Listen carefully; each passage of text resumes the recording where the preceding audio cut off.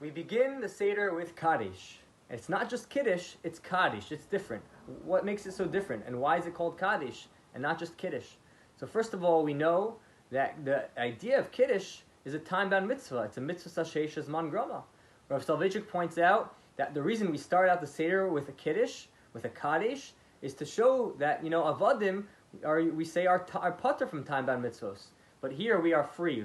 We have chirus, and therefore we start out with this very special time-bound mitzvah.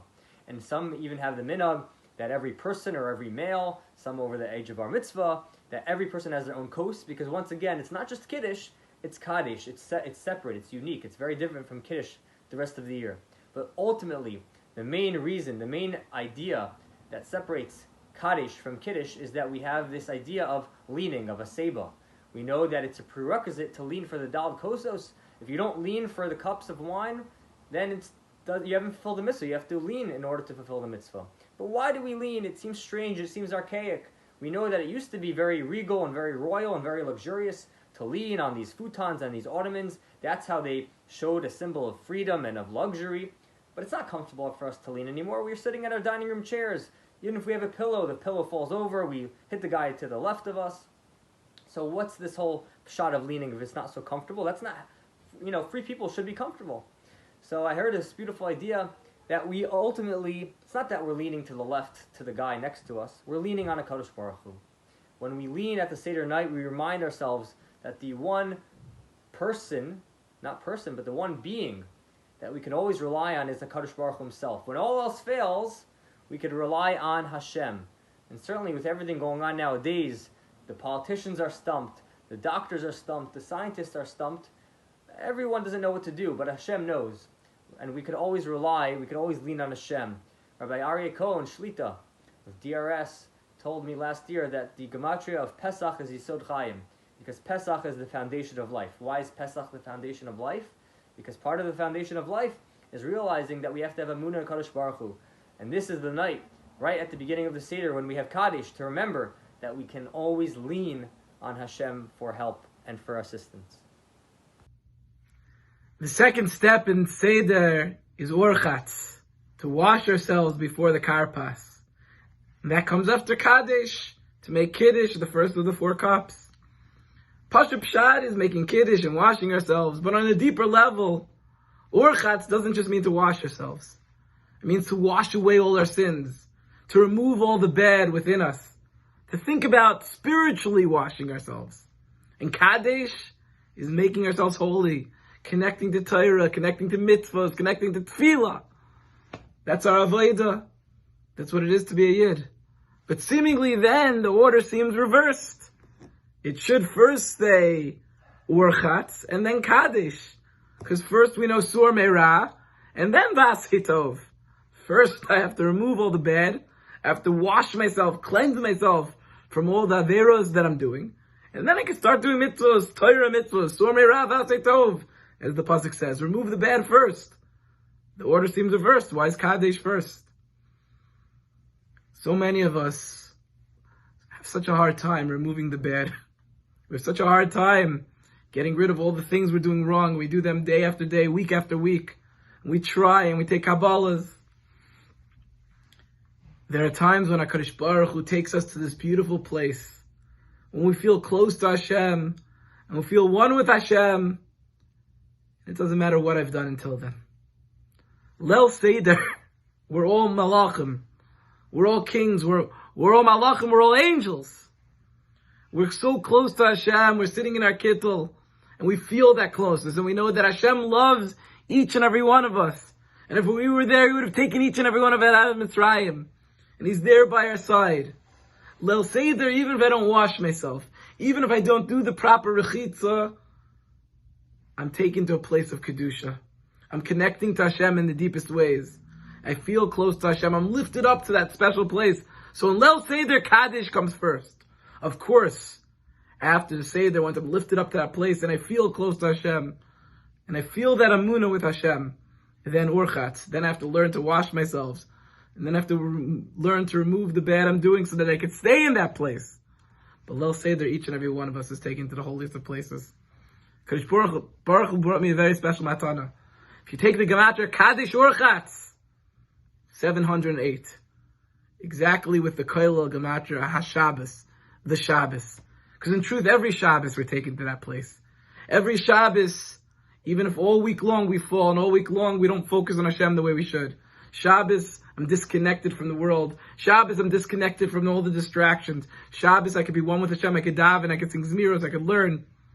HaShabbos, the ultimate Shabbos, is Pesach. Pesach in the Psukim is called Shabbos. Pesach on the highest of levels. We feel one with Hashem, we feel the Kedusha, no matter what rechitza I've done, even if I haven't done the proper tshuva. And once I do Kaddish, then I can get to Urchatz. Then I can wash myself properly and stay in that place with HaKadosh Baruch Hu shall be zoiche, to feel the Kedusha of Leil Seder, feel the oneness of Hashem, feel the Kaddish, and then do the proper Urchatz, and work on ourselves to remove anything that we're doing wrong, any impediment in that relationship with Hashem. And that's the days of Sfiras HaOmer. That's why Pesach leads into those days of Sfiras HaOmer.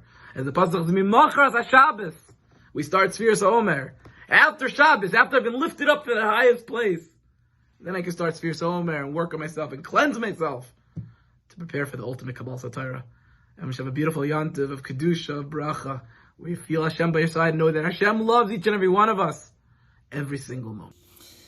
I'd like to speak for a few moments about Carpas at the Seder.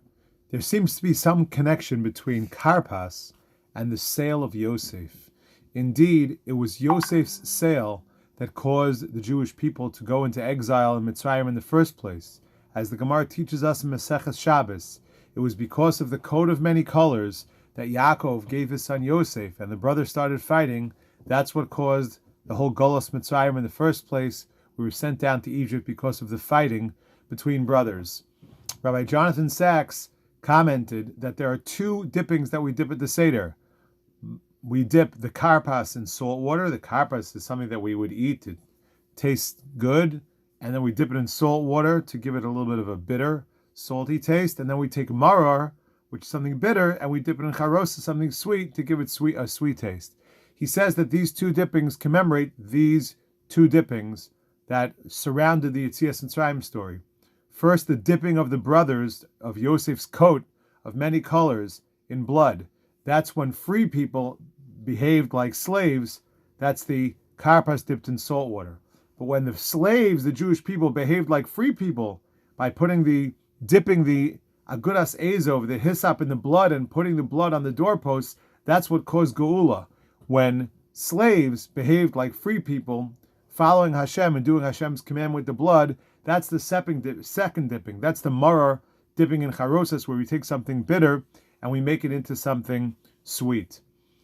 And this also could be why we call this Carpas. Because if you look at Rashi's commentary on Chumash, where he talks about the Yosef's coat of many colors, the Ksones Pasim, Rashi says, what does the word Pasim mean? He quotes the pasuk in the Megillah, Chor Carpas Uscheles. Pasim is a type of silk. Carpas is a special type of silk. So perhaps we refer to this part of the Seder as Carpas to commemorate the sale of Yosef, that the brothers sold him because they were jealous of his coat of many colors, his Ksones Pasim. And the lesson for us is that if the reason why we went into Galus in the first place is because we couldn't speak nicely to one another, because the brothers were jealous and spoke evil, as it says later on in the Haggadah, some of the Balei Musa say, Vayered Mitzrayma onos al pi adibur. We went down to Egypt. We were forced because we had bad speech. We did not speak appropriately. Onos al pi adibur was because of the brothers' speech that we went down to Egypt. And the way to fix this is through positive speech, through encouraging speech, through brothers caring about one another. May it be the will of the Ribbono Shel Olam that this year we learn the secret of Pesach. Pesach is Pesach, a mouth that speaks. If we speak appropriately, we won't have the problems of Mechiras Yosef. We'll be able to reverse the effects of Galus Mitzrayim and experience Geula. May that then come in here via Yameinu. We know that in Yachatz we divide the middle matzah into 2 pieces. The larger put aside for Afikomen, and the smaller piece left with the other 2 for Mosi Matzah.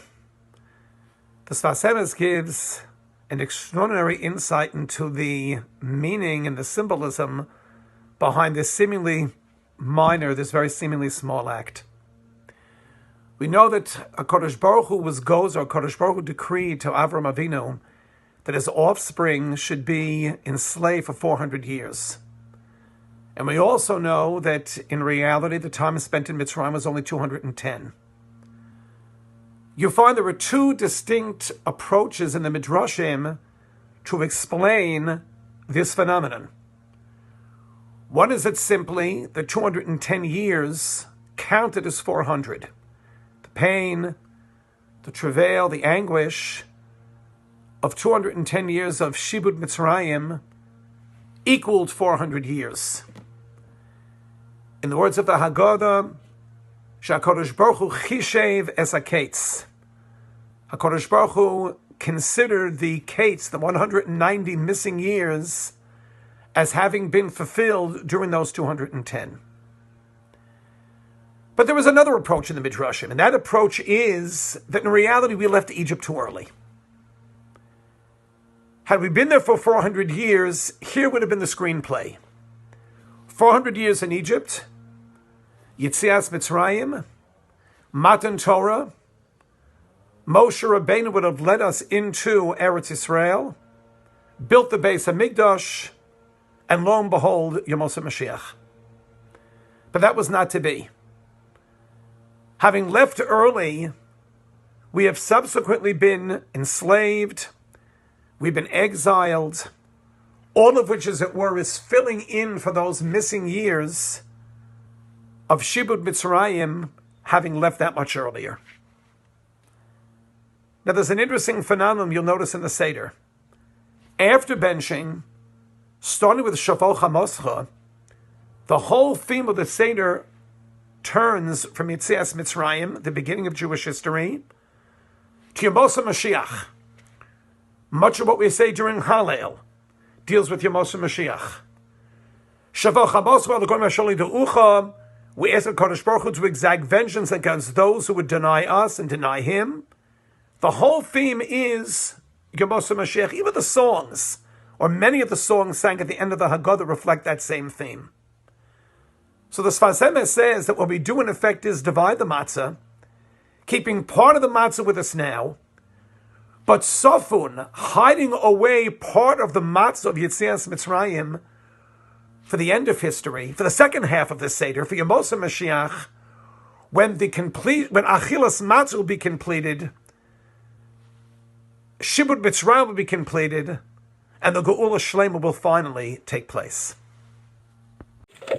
One of the most anticipated parts of the Seder is the Mah Nishtana, where we ask the famous 4 questions. And right after that is the paragraph of Avadim Hayinu. One would imagine, hey Mayor, one would imagine that after the questions in the Mah Nishtana, we would have a paragraph that actually answers those 4 questions. But if you look at the paragraph of Avadim Hayinu, it provides no answer to the 4 questions. In fact, later on in the Haggadah, during the Magid, we do answer the questions about the Matzah and the Maror. We explain the reasons behind those 2 mitzvos, but we don't find any answer to the question about leaning, to the question about dipping. Why is it that there is no answer to these questions, and why are the 4 questions followed by the paragraph of Avadim Hayinu? Perhaps we could suggest as follows. The paragraph of Avadim Hayinu is actually quite an appropriate answer to these 4 questions. Avadim Hayinu lefara b'Mitzrayim, we tell over that we were once slaves to the Egyptians. Slaves don't have the opportunity to ask questions. They certainly don't have the opportunity to receive answers to their questions and to their challenges. Avadim Hayinu lefara b'Mitzrayim, we were once slaves in Mitzrayim. We learned what it was to be a slave. We learned what it meant to have questions, but not be able to have answers to those questions. That's the answer to the Mah Nishtana. 2 of those questions we will receive answers to later in the Haggadah. But when it comes to being avodim l'HaKadosh Baruch Hu, when it comes to being slaves to Hashem, some questions remain unanswered. Sometimes we have to go through life with questions that are unresolved. We do things because avodim l'HaKadosh Baruch Hu. We learned in Mitzrayim what it meant to be an Eved, not to receive answers to our questions, in practice for what it would mean to be an Eved Hashem. A true Eved Hashem is someone who goes through life serving Kaddish Baruch Hu even without answers to all our questions. And so 2 of the questions remain unresolved to teach us that important lesson, that HaKadosh Baruch Hu does all kinds of things and we don't have the answers always. Certainly in these frightening and scary and most of all confusing times, we have to go through life not having all our questions resolved. That's the ultimate sign of a true Eved Hashem. I just wanted to say something about the bookends of the Seder. We start with Lachma Anya and we end off with Haggadah, right? So if you notice, those are the 2 Aramaic parts of the Seder, at least the main ones, right? So we have Lachma Anya. We talk about the fact that we're eating the bread of affliction, the poor man's bread that the Bnei Israel ate in Mitzrayim. And we use that as the way to start off the Seder. And then we end off Haggadah, where we talk about all the different, progressions that happen. So Lachma Anya, without getting into any of the details, is a discussion of the fact that we're still in Golus when we're talking about Geulas Mitzrayim. And on one hand, the Nesivos HaMishpat Haggadah points out that on one hand, you would think we shouldn't celebrate anymore because we're back to where we started from. But the fact is, we had the Geulas Mitzrayim as the prototype for all future Geulos, and therefore we're going to celebrate and discuss all the details and everything that went into Geulas Mitzrayim now to show our emunah and our bitachon that the Geula HaAsida can come at any moment, just as Geulas Mitzrayim came in a moment's notice. So too, the future Geula will come in a moment's notice, and we're going to, and that's one of the reasons we're going to delve into all of these details throughout the course of the Magid. And then at the very end of the Seder, we talk about, and if you look, you can look in the Vilna Gaon's Haggadah, you can look in the Nesivos' Haggadah, and different Haggadahs have different interpretations as to what each one of the things in the Haggadah symbolizes, but they're all echad, they all agree that it symbolizes the Jewish people throughout Jewish history and human history, and how we had to deal with various trials and tribulations, and what each one of the trials represents is the point of departure in the various perushim. But they all agree that we have, the case of Asa Kaddish Baruch Hu b'shachat l'malach hamaves, and that's when the eventual geula will come.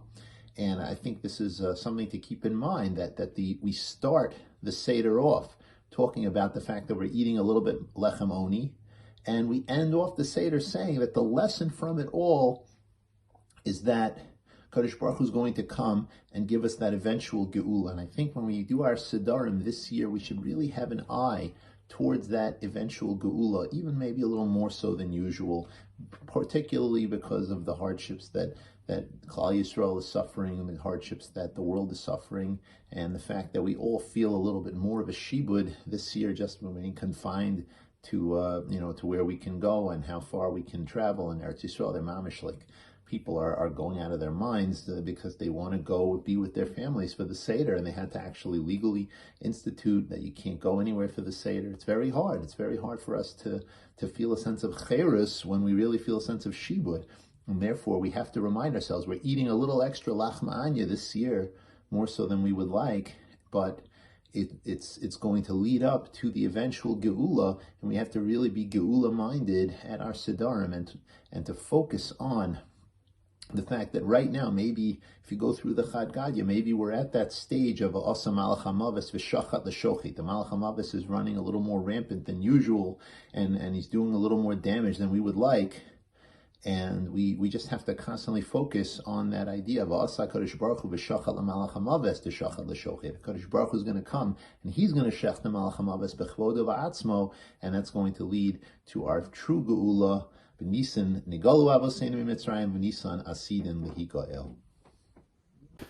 In the Magid part of the Haggadah tells us, and this is the lashon that many Rishonim use as well, is that kol hamar be'lesaper b'yitzias Mitzrayim. Whoever talks more and more about the story of the Jewish people leaving Mitzrayim, harezeh mishubach, they are somebody who is praised, and it's a very praiseworthy thing to talk a lot about Tzipur Yitzias Mitzrayim, and it's something which certainly is the greatest way that one could fulfill the mitzvah of Tzipur Yitzias Mitzrayim. the Dubna Magi gives a great mashal to explain this concept. He says that there was a boat that was sinking, and there were many people on the boat that were praying and doing whatever they can do to get the boat not to capsize. And eventually there was a great miracle where the boat corrected itself and everyone on the boat survived. Now, the people who recognized that their lives were good prior to the boat sinking and the lives were great after the boat sinking, so they told everyone they possibly could tell about the miracles of this boat having been saved. And those people who didn't really care so much for the way their lifestyles were beforehand, they didn't really have that much to share with others. Yeah, they were saved, they're happy, but okay, they had a difficult life before, they have a difficult life right now. So says the Dubna Magid that when a person realizes the greatness of having left Mitzrayim and having left all those years of slavery to become a nation where we left the Avdus of Paro and we went into the Avdus of HaKadosh Baruch Hu, where we could be Ovdei Hashem and Yirei Hashem and Oav Hashem. So when such a person realizes how great the life is, they will talk so much about it, just like that person who had a great life before and after the boat that wants to tell every single person about the miracles that they experienced being saved from that boat. That's why so just want to, based on that, explain the next part of the Haggadah, where the Haggadah tells us that there were a bunch of Tanaim who were sitting in Bnei Brak, and they were talking about Mitzipur Yitzis Mitzrayim all night, and their Talmud comes to them and says, Rabbi Seinu, Higiyaz Man Krish Mashal Shachris. It's you speaking about Sipur Yitzis Mitzrayim all night. It's Shachar's time. It's time to wake up. It's time to go say Shema to daven. How could they possibly be not realize all night long they're saying Sipur Yitzis Mitzrayim? And the pshat is very simple, especially with what we said with the Dubna Magid.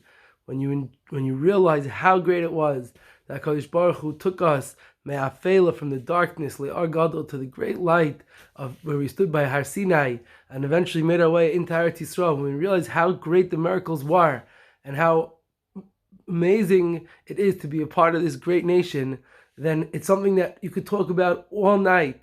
Mahafti, certainly with Torah, something Mahafti Torah Kol Hayom. If you love it, so the entire day it's something that you could be talking in. Anything that you love, anything that you want to do, you'll be able to do it with great fervor and great attention for so much time. That's why I hope everyone has a healthy, kosher, and happy Yontif. Everyone should really, hopefully, we should get out of this difficult time. As I said before, Kaddish Baruch Hu should take us me'afela le'ar gadol. We went from Meshibud to the Geula. We should experience the great Geula of the days of Mashiach. The Haggadah tells us that Ma'aseh Rabbi Elazar, Rabbi Yeshua, Rabbi Elazar ben Azariah, Rabbi Akiva, Rabbi Tarfon, Shai Mesubim, Bnei Brak. That these 5 Rabbanim, they were all sitting together and having a Seder together in Bnei Brak. And they were telling over the stories of Yitzis Mitzrayim the entire night. Until their Talmidim came in, but and said, Rabbi Seinu, our rabbis, it's time for Shachris. You've done this. You've stayed up all night. You've spoke about Yitzis Mitzrayim. Amazing. It's morning now. Let's get on. We have to daven. We have to continue on with our day. And it's a funny place for this story. It's a nice story. It shows the value of Yitzis Mitzrayim and Sipur Yitzis Mitzrayim and speaking it over. And we see that, it's not just us doing this, that this has been going on through the Masorah, even in the times of the Tanaim, and that they all got together and had a Seder, very beautiful. But the placement in the Haggadah is interesting. We start off, we say, Mah Nishtana. We ask about all the funny things about the night. Then we say, okay, what's the answer? Avodah Mayinu, because we were slaves. And then we go, Maisa. There's a story about Rabbi Elazar. What's the story coming in right here? So on a Pashut level, why is the story coming in right here? To teach you that you're about to say the prescribed text of the Haggadah. You're about to say the part that's printed in your Haggadahs that you have. And you should know that the mitzvah is not just to say these words. That look at what Rabbi Eliezer, Rabbi Shua, and Rabbi Kiva, and Rabbi Tarfon, and Rabbi Elazar and Azariah, look what they did. They went and they took this text. They said that for sure they said the prescribed text of the Haggadah. And then they continued on to speak about it all night. And that's amazing. And that's what we should, aim for. And that's what we should idealize. And we should say, oh, I want to get there. I want to achieve this level of, speaking about it all night. And so we start off the Haggadah when you're about to say the prescribed text to understand that it's more than just what you find in the Haggadah, that the mitzvah is to really tell over the story of Yetzias Mitzrayim. It comes of Menachem Mendel of Rimonov, and he explains it even deeper, an amazing idea. He says the following. He says, there's different groups in Am Yisrael. Your group has your Rebbe, my group has my Rebbe, and that's okay, and that's normal, that's healthy. That you'll have one group, and you'll ask them, should we do X, Y, Z? And they'll say, absolutely not, that's so usher, that's the worst thing. You have another group, you say, should I do X, Y, Z? They'll say, of course, it's the most important mitzvah I can think of. It's the most important Jewish value. How could it be? Could both of us be wrong? Could both of us be right? What's going on? And Rav Menachem Mendel of Rimonov explains, he says, the Rimonover says, really, both people are right. That when everything, there's a Ratzon Hashem, as long as you're following your Rebbe. If you're following your Masorah, your tradition, then you could be doing what Hashem wants. Right? We know that the pasuk describes that there was a Nara Yotze Eden, a river that came out of Gan Eden, right? Lahashkas is came out of Eden to water the Gan, and it split from there into 4 different heads, into 4 different rivers. What? Why is that a significant thing in the Maaseh Bereshis? The answer is, what we look in this world, we could see 4 different rivers. We have to understand there's one source to it. That I can look and I can see in Avodah Hashem, I can say, oh, this guy has his river in Avodah Hashem, and that guy has his river in Avodah Hashem. We're all following different streams on different trajectories, or different strings and different paths. But it comes from one source. Right? The Medrash describes that when Moshe Rabbeinu was giving the Torah from Hashem, that he would take something and he would give 49 reasons why it should be tamei, 49 reasons why it should be tahor, and then he would paskin which one it was. Why? Because elu ve'elu divrei Elokim chayim. That on both sides of the line, there's aspects of truth. But when you have a machlokas in your Gemara, and it says that this, Rava says it's, aser, and Abai says it's mutter, how could there be a machlokas? One of them has to be wrong. They're each tapping into a truth, and the way you paskin, you have to follow your Masorah. So what happened on Leil Seder? It's true, we have our own Masorahs, and we have to follow the way we follow, but we have to also recognize on Leil Seder that there's a unity in everything, that it all comes back from the Ribbono Shalom. So these 5 Rabbanim, each of them had their own yeshivas, they each had their own Talmidim. That it doesn't say that when Rebbe Elazar ben Azariah was, sitting at the Seder, his Talmud came in and said, Rebbe Higiyazman Krish Moshe Shachar, was supposed to say, Rabbosenu. That the Talmidim walked in together, and they said, Rabbosenu, our rabbis. That it's true that there were 5 different Rabbanim who led 5 different schools, who led 5 different ways of thinking and 5 different ways of serving the Ribbono Shalom. But they were able to say, Rabbosenu, our rabbis, together. There was a unity that it was achieved through Leilas Kaddish Chag, through Pesach. And that's really the theme of Pesach, that we start off with a Yachatz, we break the matzah, but we're going to eat it again later. We're going to eat that second part, that part that was splintered away. And we end off in Nirtzah with all sorts of songs that really express the unity of the Ribbono Shalom.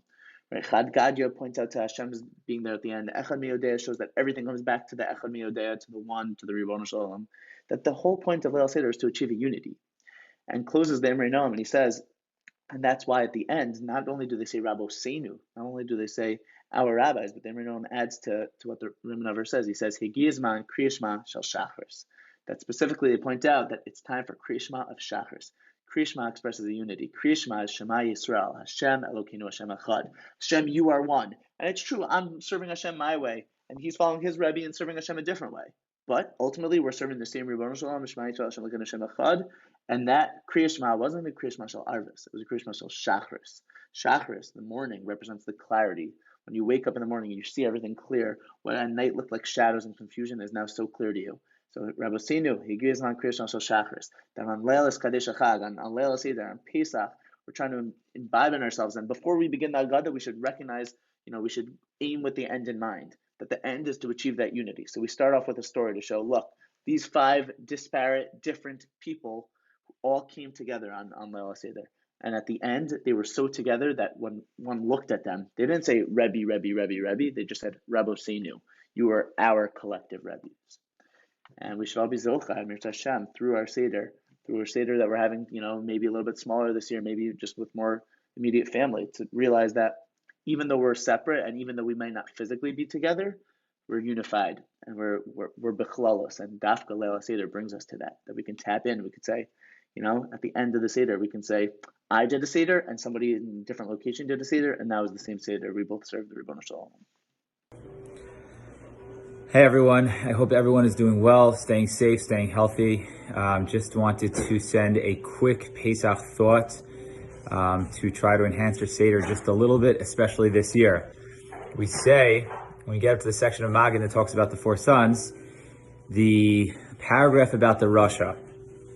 And the Rasha asked the question, the famous question, Ma avoda azos lachem? What is all the stuff that you do? Lachem v'lo lo. And obviously he references what is all the stuff that you do, not the stuff that we do, not the stuff that I'm going to do, meaning he is obviously not actually asking the question, but he's kind of just looking to pick out holes, and point out flaws in everybody else. And then he asked the question that Russia, it's hard to even say those words, that there's a Russia, that there's a real Jewish Russia, and talk about a Russia, that type of evil, that type of rishus at our Seder. How is that even possible that this is what we're talking about? So I once heard an idea a long time ago, I believe it was from Rabbi Judah Michel, and he said over the following idea: what makes the Russia a Russia? What actually did he do wrong? The problem with the Russia was that he asked, Ma avoda azos lachem? He's looking at everyone else's avoda. He's looking at what everyone else is doing, and he's saying, what are you doing? What are you doing? What are you doing? And the problem is lachem v'lo lo. He's looking at everybody else. He's looking at what everyone else is doing, and he's not focusing on himself. He thinks that everybody else has a better Seder, everybody else has a better avodas Hashem, has more to offer, has better davening, has better learning, has better this, better chesed, better this, better that. And the problem is he doesn't believe in his own avoda. He doesn't believe in what he is capable of doing. And that, says Rav Judah, is his flaw, his fatal flaw, is that he doesn't believe that what he has to offer is good enough. In a year that we might very well feel that what we're offering to Hashem on Seder night is not good enough, that it's not what we could be doing, it's not enough, it's not our ideal Seder, it's not what I would have wanted to do. I had so much more to give over, I had so many more people to give over to, and it's just not that. In a year where there might be that feeling of, I'm missing out and I'm not doing what I could be, it is so, so important to remind ourselves from the Rasha, Ma avoda azos lachem, don't go there. Don't believe that everybody else is better than you. Don't believe that what you have is not good enough. Your Seder is amazing, and your Seder is just as good as anyone else's Seder. And just look at yourself and focus on your own Seder and do whatever you can to make it beautiful and to make it meaningful and to make it elevating. And then you'll be fine. You'll be amazing, and it'll be an uplifting experience, no matter how difficult it might be and how different it might be on this night. And the paragraph ends off, the Haggadah ends off, that somebody, the Rasha, that says this, that says Ma avoda hazos lachem, that looks at everybody else's avoda, that's kafir be'ikr. That is a kofir, somebody that denies the existence of Hashem.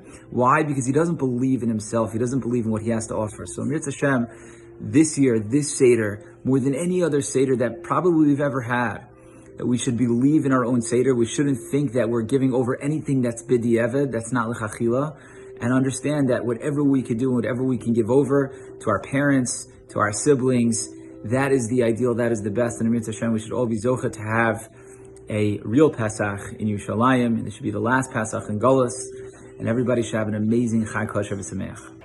Hey guys, want to wish you all a Chag Kosher v'Sameach. Missing you all so very, very much. Hope to see you guys soon in person. Just wanted to share a very quick idea from the Haggadah with you. So in the Psukim of Arami Ovei Ravi, in the Maggid section, so the Haggadah brings down a very, very strange pasuk. The pasuk says, Ve'evor alayich, which means Hashem hovers over us, Ve'era'ich misposeses b'damayich. And the pasuk says that Hashem sees that we're covered in blood, Va'amar lach b'damayich chayi, Va'amar lach b'damayich chayi, and Hashem says you will live by your blood, and you will live by your blood twice. Va'amar lach b'damayich chayi, Va'amar lach b'damayich chayi. What's going on over here? What are the two bloods that the pasuk is talking about? So our rabbis tell us very, very beautifully that the two bloods that the pasuk is talking about refer to Dam Milah and Dam Pesach, the blood of Bris Milah and the blood of Karban Pesach. Those were the two mitzvos that the Jewish people became actively involved in before leaving Mitzrayim. And the rabbis tell us so beautifully that it wasn't enough for us to sit on the sidelines and watch HaKadosh Baruch Hu do this incredible show of the 10 Makos, but we had to become active participants as well. It wasn't enough just to sit on the sidelines and watch Hashem in action. We had to become actively involved in the process as well. And by becoming involved in the Dam Milah of Bris Milah and the Dam Pesach So we showed HaKadosh Baruch Hu that we're actively involved, and now Hashem said, oh, you're actively involved, so now you're worthy to be redeemed. I just want to share a very, very beautiful story that relates to this pasuk, which inspires me every single year. My wife's uncle's father, survived the Holocaust. And when he was 18 years old, he was living in a city right outside the city of Ger. And one day the Nazis, Yimach Shemam, they came into the city and they rounded up all the men and they took them out into the forest. And they had them dig a mass grave, a story unfortunately we've heard many, many times. And they dug this mass grave and they began to shoot. And one by one, Nebuch, they fell into the grave. My wife's uncle's father fell into the grave as well. He fell into the grave thinking that he was dead. And luckily, with Siyata Dishmaya, the bullet missed him and he fell into the grave and he was still alive. And he saw out of the corner of his eye the Nazis coming and checking to see if anyone had survived. And lo aleinu, if somebody survived, they would kill him on the spot. Now, when the Nazis came to him to inspect his area, the man to his right, Nebuch, and the man to his left were hit directly, unfortunately, and he was covered in the blood of the man to his right and the man to his left. And when the Nazis came to his area, they couldn't even imagine that he was alive. When Nebuch, they saw what was in front of them, and they moved on, and he was actually able to survive this horrific episode. Not hours later, not days later or months or years later, but at that moment, again, he was 18 years old. At that moment, he thought of this pasuk that we mentioned in the beginning, Ve'evor alayich, that HaKadosh Baruch Hu passed over him. Ve'eira'ech misposeses b'damayich. He saw that he was covered in blood. Ve'amar lach b'damayich hayi, ve'amar lach b'damayich hayi. He said, you know what? I'm alive because of the blood on my right and because of the blood on my left. Hashem must have a purpose for me. Hashem must have a mission for me. And he was inspired and he thought of this pasuk in this mass grave. That's what he thought about when the Nazis passed by him and he was able to survive. What an incredible, incredible story. But the message is that there's a mission for all of us. We all have tremendous potential. We all have a mission. We all have to be involved. We have to go ahead and be inspired by our ancestors in Mitzrayim who became involved, who understood that there was a mission for them. It wasn't enough for them to sit on the sidelines. They had to become involved, and they became involved in the process, the Dam Milah and the Dam Pesach. And we as well have to become involved and realize that there's a special mission that HaKadosh Baruch Hu has for us.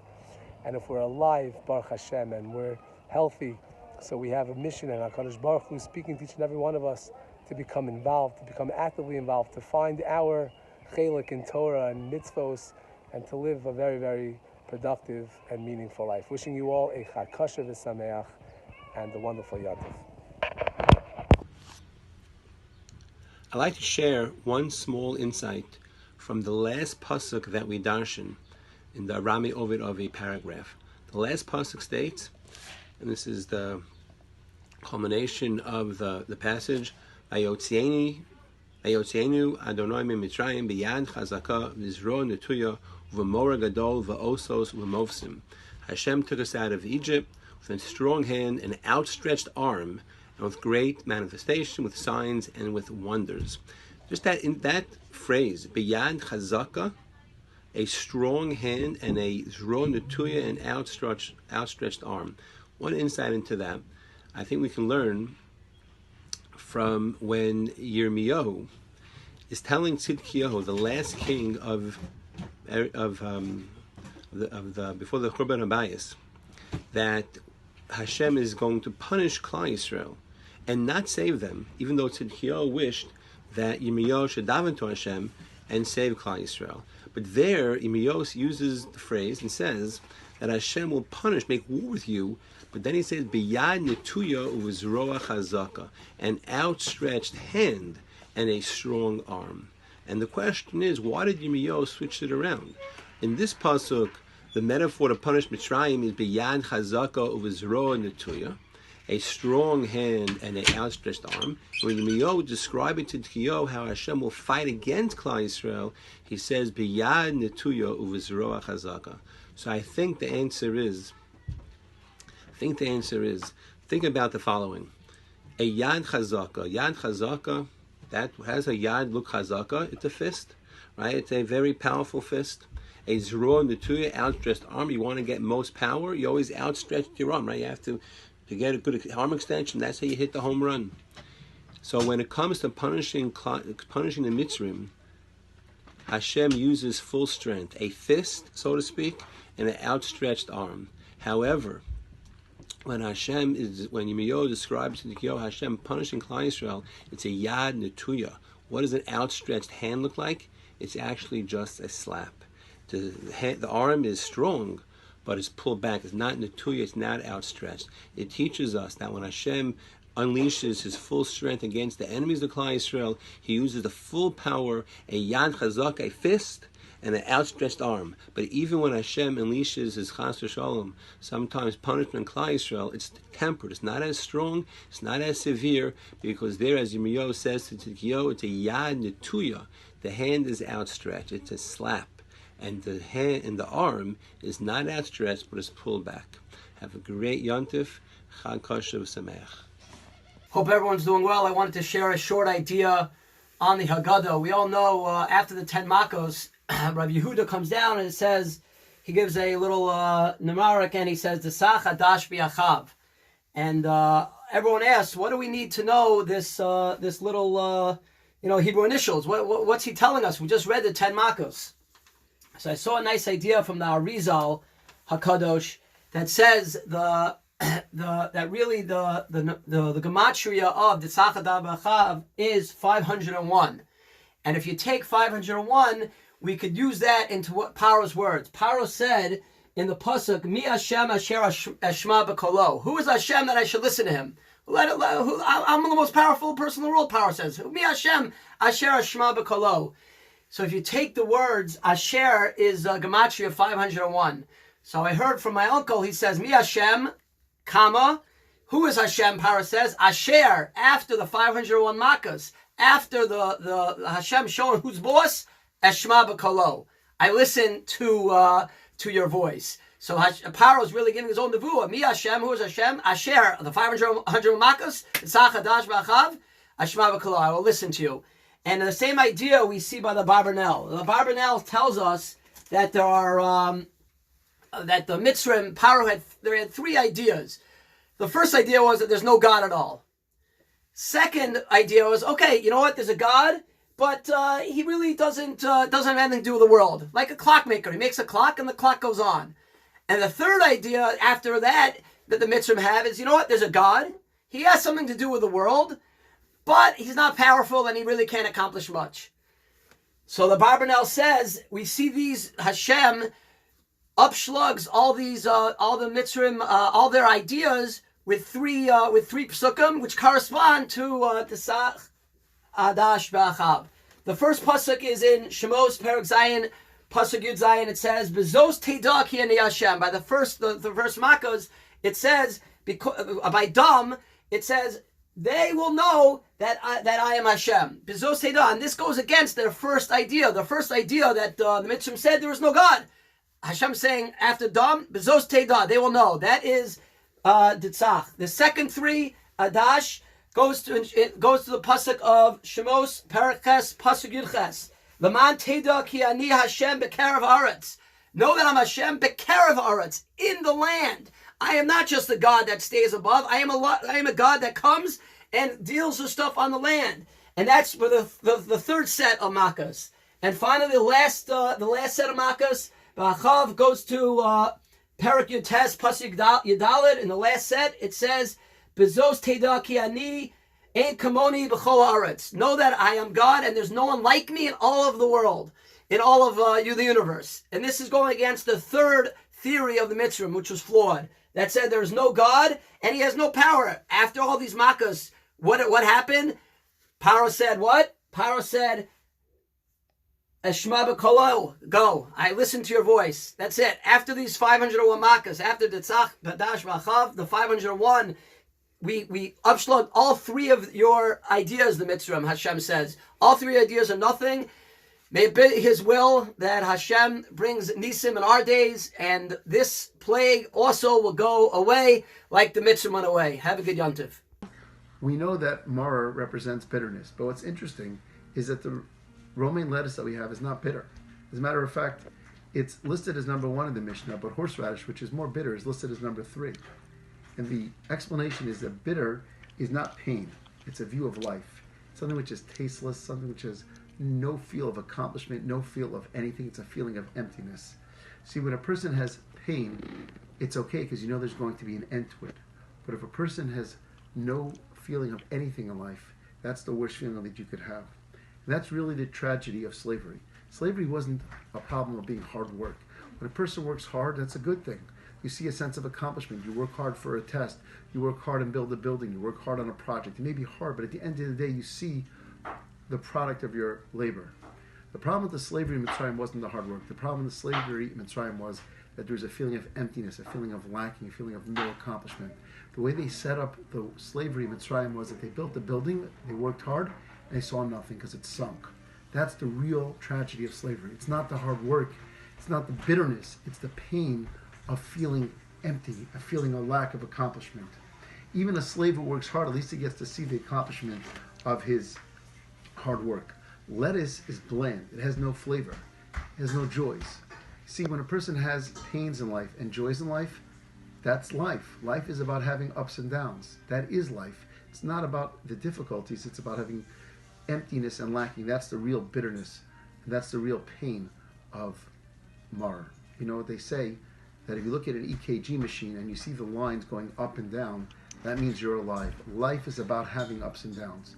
If you see a flat line on an EKG machine, that means you're dead. There's no ups, there's no downs. That's not life. Life is about having ups and downs.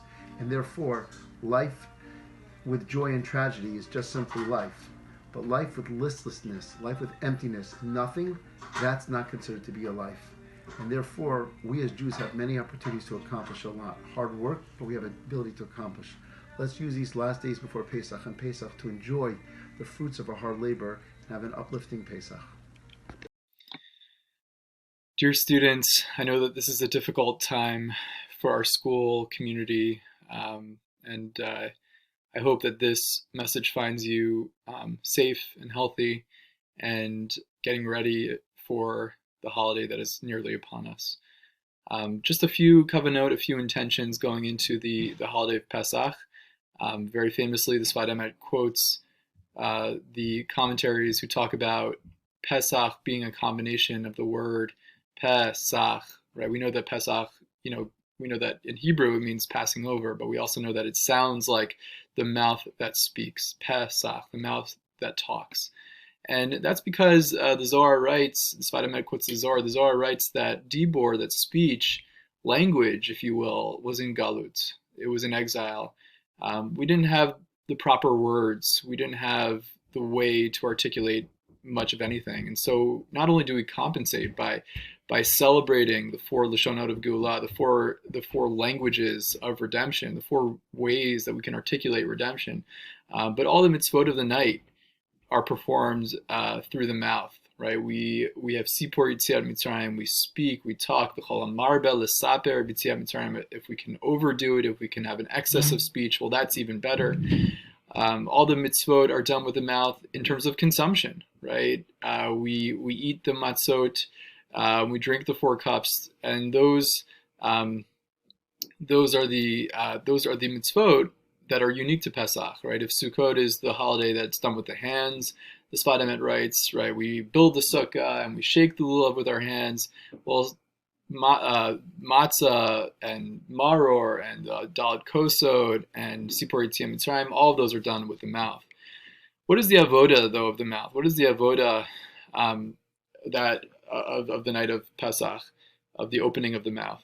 So on the one hand, we're reborn again. We're reborn in language. We're reborn as infants learning to talk. And the first thing we do, the Sfat Emet says, is we talk about redemption. We talk about Torah. We talk about our relationship with God. We talk about the ways in which we're redeemed. We emerge conscious in language, right? We were unconscious in Mitzrayim. We weren't self-conscious. We didn't have the language to even talk about our state And that's what it means to be a slave. We didn't have the language to articulate or to be self-aware of our state of being. And then we emerge through language. We emerge by talking about what's happened. And that in general should be a lesson in life for us, that we should look for ways that we can articulate, that we can put into language our experience. And in so doing, we can become free. We can somehow try to capture our experience in language. We won't live unconsciously. We'll live consciously and aware. Even more than that, right? The Sfat Emet says, and that's really going right to Korach and the combination of Matzah and Maror and Korach and wrapping it all up together. The Sfat Emet says that is the avoda of Korach. Korach is sweetening the Maror. What does that mean? That means that we wrap up the matzah, the sweetness of the matzah. We wrap up the geula, the redemption of the matzah around which we talk and talk and talk. We wrap it around our maror. We wrap it around our bitterness, the difficulty. And we do that dafka now because we're still in galut. We're still in exile. We're still in a period of suffering. And this is very relevant to this unique Pesach this year, right? Where we are surrounded by challenges. We're surrounded by suffering.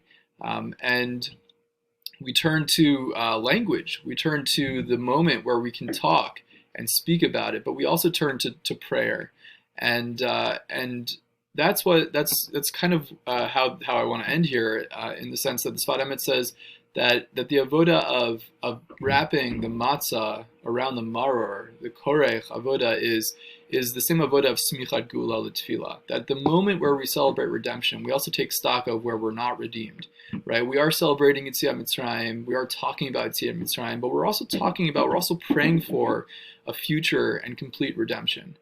And so smichat geula l'tefillah is exactly that avoda of matzah and maror, that we are Baruch Atah Hashem Ga'al Yisrael. Yes, Hashem, you've redeemed us, and yes, we also continue to pray that you'll continue to redeem us this year, for sure this year, certainly this year, and in the future. L'atid lavo, that should be a geula shlema, an absolute redemption b'karov. Azizim Pesach, a healthy Pesach, and hopefully we'll all be together again soon. Korach is the fulfillment of the Shita, the opinion of Hillel, the Tana, for how to fulfill the mitzvos of Matzah and Maror. As opposed to eating each item separately, Hillel's opinion was that we were supposed to take 2 pieces of Matzah and put in the middle of them the Korban Pesach and the Maror to have one nice geschmack sandwich. Rav Kook points out, though, that it's very strange that we're combining elements that are associated with our freedom as well as with elements that are associated with our slavery. On the one hand, we know the Maror is supposed to remind us of the bitterness of the slavery in Mitzrayim, the backbreaking labor, the spiritual gullus that we experienced. And on the other hand, Matzah represents the fact that we rushed out of Mitzrayim. It's associated with our freedom. Korban Pesach is what we ate on the night of leaving Mitzrayim. So why would we want to combine elements of our freedom and elements of our slavery? Explains Rav Kook that the reason why Hillel thought to combine these two is to help us appreciate why we went through the galus, the exile that we did. You see, you can't look at galus, you can't look at shibud in a vacuum. The whole purpose of that galus was for us to develop the identity of what it means to be an eved, what it means to be a slave, so that we could take those values and become Ovdei Hashem. And the whole purpose of the galus in general was to prepare us, was to mold us into the nation that we would become on the night of the Yetzias Mitzrayim, Klal Yisrael, a beautiful shining nation. And so every year we take both the maror and the matzah together, combine the two of them and eat them together, so that we appreciate that you can't just look at the maror in a vacuum. You have to see from the whole perspective, that from the fact that we left Mitzrayim gives some clarity, gives some understanding for why we had to go through those 210 years of slavery in Mitzrayim in the first place. Shalom Aleichem Chevra, I hope everyone's doing well. During Leil HaSeder, we eat a meal, Shulchan Aruch, we have a dinner during the Seder, and both before and after the meal, we recite sections of Hallel. My Rebbe Rav Shechter points out in his Haggadah, the reason why we recite Hallel is because we want to transform our meal into a Sudas Hoda'ah, into a meal of thanksgiving, a meal where we give Hakar Satov to HaKadosh Baruch Hu, where we show our thanks for the Geula from Mitzrayim, for our Geulos in general, and where we thank HaKadosh Baruch Hu for what we've been given.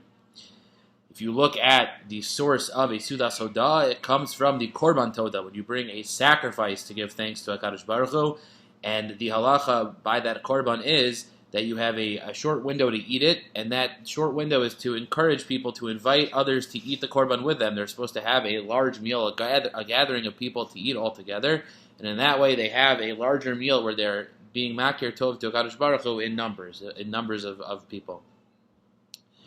By the Korban Pesach as well, generally speaking, the practice was to get together in chaburos and groups of families together to eat the Korban, and they would have large gatherings of people, large meals, so that they could all fulfill this mitzvah of Korban Pesach together. Bizman hazeh, we fulfill the obligation of Sudas Hodah by Leil HaSeder, by reciting Hallel, and generally speaking, most years when we're able to, we have meals together with family, with friends, and we have large meals where we can get together collectively in numbers to give thanks to HaKadosh Baruch Hu and to be mazkir the miracles of Yetzias Mitzrayim and relive and recount the story. This year, for obvious reasons, we're unable to have our meal together with groups of people. We have to have it in small groups. My wife and I and our two-month-old daughter are having our Seder together by ourselves. For the first time, we're not with our families. It's going to be a unique and new experience for us. But by reciting Hallel both before and after the meal, and then enjoying a Suda together, just in our own families, in our own homes, we are fulfilling the obligation and having a Sudas Hoda'ah during Leil HaSeder.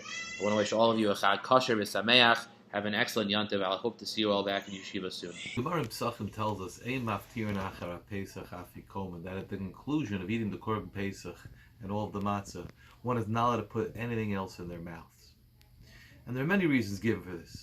But the Balmor says something fascinating. The Balmor explains that the reason why was that back in when the Beis HaMikdash was around, they would gather together as chaburas in groups to eat from the Korban Pesach and the Matzah. And at the conclusion of that, they would all go to the different locations to say Hallel. What was the fear?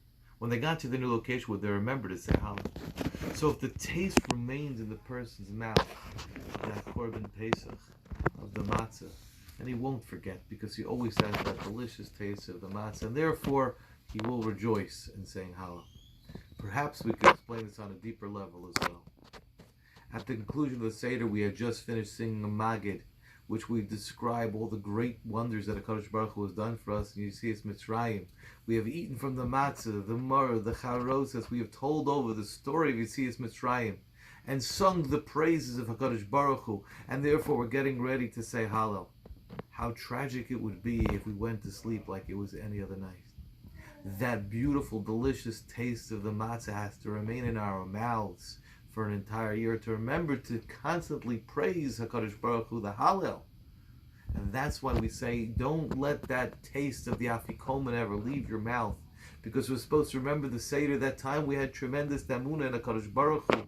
When we spoke out the story of Yetzias Mitzrayim, don't let the taste of the Afikomen leave your mouth. Let it stay there with you, so you continue to express your gratitude and the glory of HaKadosh Baruch Hu. Zay Gezut and Stark. I hope everybody has a wonderful Seder.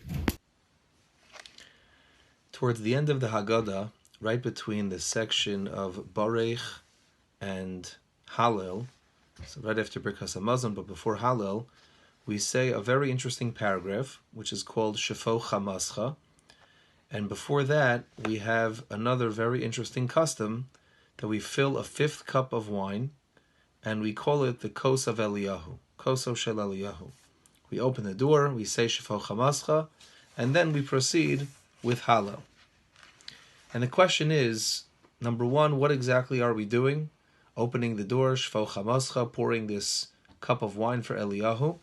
And furthermore, why this placement? Why the connection? Why is it right here, right after Birkas Hamazon, and right before Hallel? So I saw a beautiful and fascinating Aruch HaShulchan.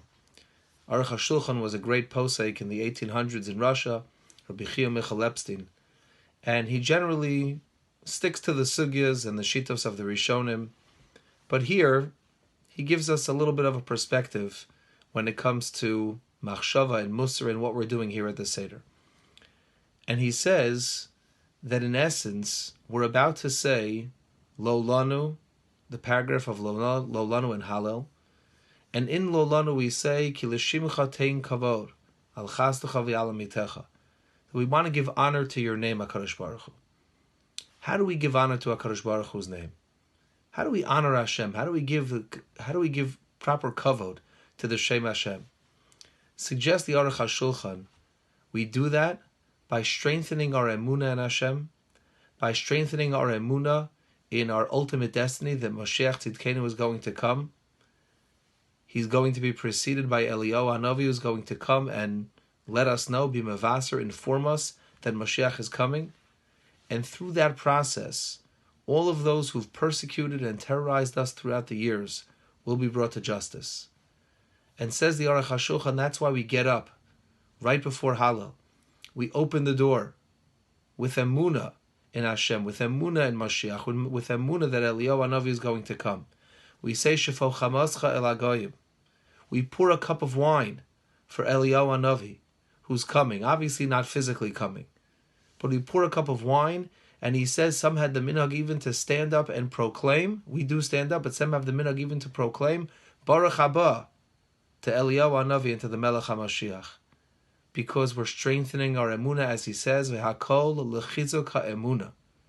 We believe, we know that b'Nisan nigalu, u'b'Nisan asidin ligoyal, that originally we were redeemed in Nisan, and eventually we will be redeemed in Nisan again. So this year, as we stand up, we pour the kos of Eliyahu, and we say, Shvo chamascha el hagoyim. Let's remember what we're doing. We're giving kavod to the Shem Hashem, as we say in Hallel and Lolanu, and we're proclaiming with full emunah that we believe in Hashem, we believe in Mashiach, we believe that Eliyahu Hanavi is coming, to the point that we're ready to actualize it. May it come speedily in our days. Amen. If we could remove one element from the Seder, perhaps making it a bit shorter, which one would it be? No, we can't take out Magid. That's the mitzvah of Sipur Yetzias Mitzrayim. We have to eat the Matzah and the Maror. We want to eat Shulchan Aruch. Maybe Nirtzah. It's after midnight already. We've already fulfilled the mitzvos halayla. What's the point of those extra songs? We already spent Hallel singing the songs of David HaMelech. Why do we need Nirtzah? And in fact, it doesn't even fit with the rhyming scheme of the Simanei HaSeder. Tzafon Barech Hallel Nirtzah. My father-in-law, Rabbi Mordechai Willig, Shlita, has a very interesting custom where he defers opening the door for Eliyahu Hanavi and saying Shvo Chamascha till right before Nirtzah. He does that to buy a little extra time and ensure that he's finished Hallel and the fourth cup by Chatzos. So therefore he defers that paragraph. And the juxtaposition of Shvo Chamascha and opening the door and Nirtzah reveal a poignant message. We expect, or the lore is that Eliyahu Hanavi comes through the open door. But in fact, Reb Aryeh Levine once told a group of prisoners that he was visiting on Chol HaMoed Pesach, who commented to him that the Seder was the regular Seder, but when it came to Shvo Chamascha, they didn't let these prisoners open up the door for Eliyahu Hanavi. And he responded and said that you think Eliyahu is going to enter through the door. Eliyahu enters into your hearts. And the purpose of Nirtzah is to give expression to what Natan Sharansky said about his experiences in communist Russia, in prison and labor camps. He said they tried their best to find a place where I was isolated, but all the resources of a superpower cannot isolate the man who hears a voice of freedom, a voice I heard from the very chamber of my soul. And the point of Nirtzah is to give expression of freedom through simple songs. We sing about the myriad of miracles that Hashem has performed for us throughout our histories. We sing in prayer for the Beis Hamikdash, and we conclude with our staunch emunah that Hashem is one and that He controls and orchestrates all of the characters and narratives in history. In fact, the way we refer to numbers, simple numbers, we don't refer to them thinking about 3, 7, 23. We don't get to 23 in Echad Miyodea. We don't think about those numbers as our favorite sports players and jerseys. We think about them in terms of Ikarei Emunah, Hashem Echad, the two Luchos, the Avos, the Imos. So Nirtzah doesn't need to rhyme, to fit with the rest of the Simanei HaSeder. We conclude the Seder most appropriately by reaching into our hearts and singing the ballads of freedom and hope. L'shana haba Yerushalayim Havnuya. Chag Bari Kasher V'Sameach.